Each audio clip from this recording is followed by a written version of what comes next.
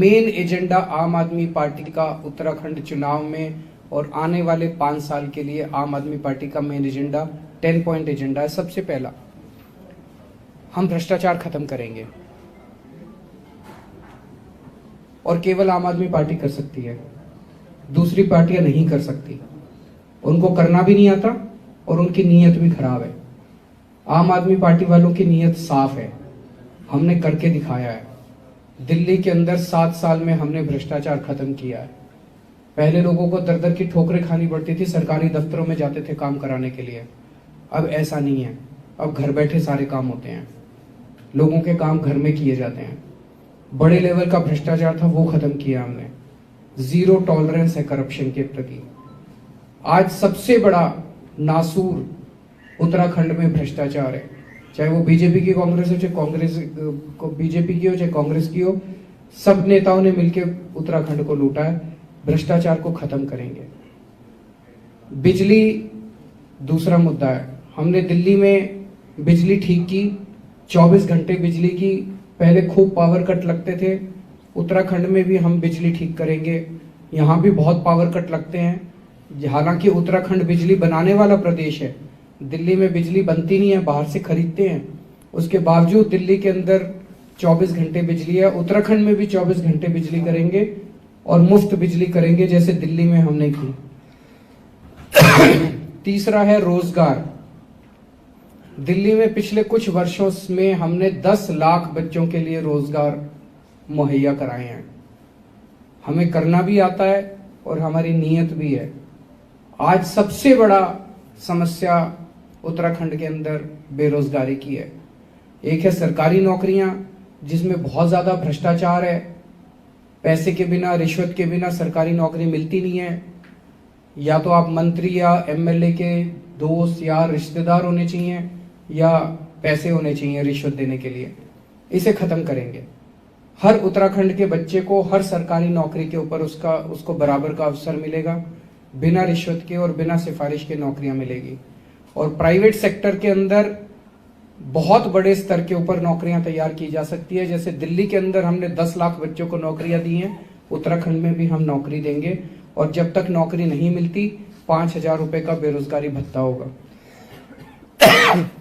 महिलाओं के लिए हर महिला को 1,000 रुपए, 18 साल से ऊपर की हर महिला को उसकी जरूरतों के लिए, महंगाई बहुत बढ़ गई है, 1,000 रुपए हर महिला के अकाउंट में हर महीने डाला जाएगा।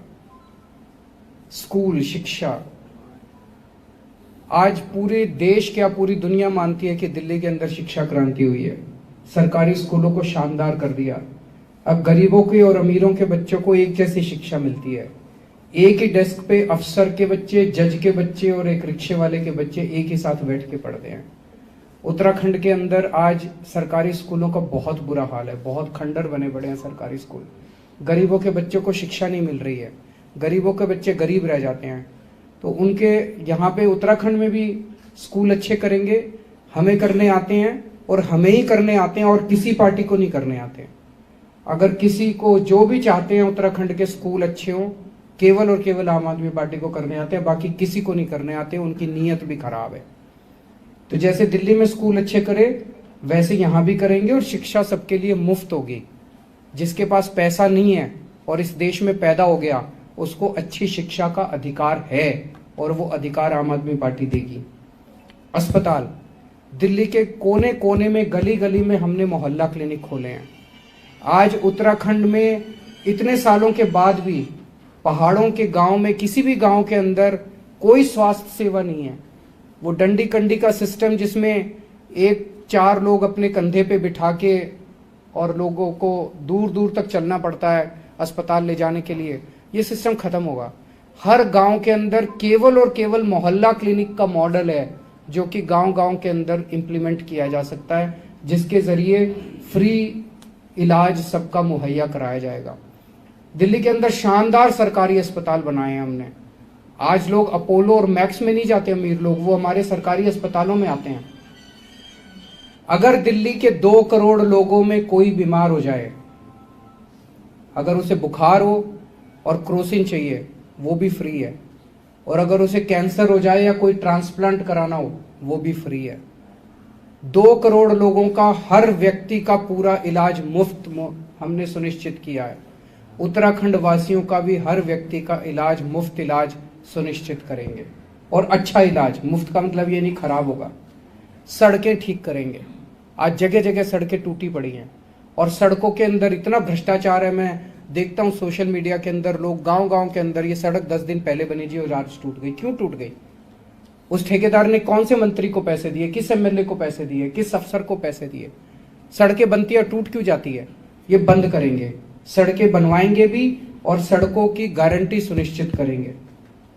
हमने गारंटी दी थी तीर्थ यात्रा की, हर उत्तराखंड वासी को अयोध्या जी के दर्शन करवाएंगे। जो हमारे दूसरे लोग हैं उनको, मुस्लिम धर्म के लोग हैं, उनको अजमेर शरीफ के हम दर्शन कराएंगे। दिल्ली के अंदर हमारी मुख्यमंत्री तीर्थ यात्रा योजना है, जिसके तहत बहुत सारे लोग, अभी तक लगभग 40,000 लोग अलग अलग स्थानों के तीर्थ यात्रा करके आ चुके हैं। जब वो वापस लौटते हैं उनके चेहरे की खुशी आप लोगों को देखनी चाहिए, इतने खुश होते हैं। हमने कहा कि हम उत्तराखंड को हिंदुओं की अंतर्राष्ट्रीय आध्यात्मिक राजधानी बनाएंगे। इससे पूरे दुनिया के अंदर बहुत सारे लोग, यहाँ पे टूरिज्म जो है वो बहुत बड़े स्तर के ऊपर बढ़ेगा और इससे हमें उम्मीद है कि हजारों बच्चों को रोजगार मिलेगा।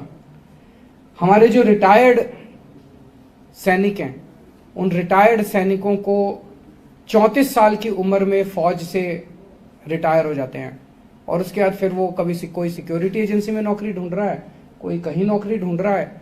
क्यों भाई? 17 साल जब वो फौज में रहते हैं उनको इतना एक्सपीरियंस होता है। मैं कर्नल साहब से डिस्कस कर रहा था, उनको मेडिकल का भी एक्सपीरियंस होता है, इंजीनियरिंग का भी एक्सपीरियंस होता है, उनको तरह तरह का। वो फौज से निकलने के बाद देश के प्रति लॉयल होते हैं, अनुशासित होते हैं, डिसिप्लिन्ड होते हैं, मेहनती होते हैं। इतना बड़ा रिसोर्स देश का खराब होता है। तो हमने तय किया है उन लोगों को सरकारी नौकरी, सबको जो भी रिटायर होकर आते हैं उत्तराखंड वासी, उनको सरकारी नौकरी दी जाएगी। और ये सरकार उन पर एहसान नहीं कर रही है। हमें लगता है ये सरकार का बहुत बड़ा एसेट है जो खराब हो रहा है। उनको उत्तराखंड के नवनिर्माण में इस्तेमाल करेंगे। और दिल्ली में जैसे हमने किया, दिल्ली में हम, दिल्ली के रहने वाला कोई भी सैनिक अगर बॉर्डर पे शहीद होता है या दिल्ली पुलिस का कोई भी जवान अगर शहीद होता है ऑपरेशन में, उसको 1 करोड़ रुपए की सम्मान राशि दी जाती है। उत्तराखंड का भी रहने वाला कोई भी सैनिक अगर शहीद होता है तो उनको भी हम, फौजी या पुलिस वाला ऑपरेशन में शहीद होता है तो उनको भी हम 1-1 करोड़ की वो देंगे। एक मेरे से रह गया था, तीर्थ यात्रा में मैंने अयोध्या बोला, मैंने अजमेर शरीफ बोला। हमारे सिख धर्म के लोगों के लिए दिल्ली में भी हमने किया, करतारपुर साहब भी हम उनको दर्शन कराने ले जाएंगे। और रिटायर्ड सैनिक जब मैं बोल रहा हूँ, इसमें पैरामिलिट्री फोर्सेस भी आती हैं, इसमें उत्तराखंड पुलिस के जवान भी आते हैं, वो सब आते हैं। ये मोटे मोटे तौर पे मैंने 10-11 पॉइंट बताए हैं। इसके अलावा भी और बहुत सारे हैं जो कि कर्नल साहब आप लोगों के, उत्तराखंड के जो भी इश्यूज हैं, कर्नल साहब आपको डिटेल्ड मैनिफेस्टो जब जारी करेंगे तो बताएंगे।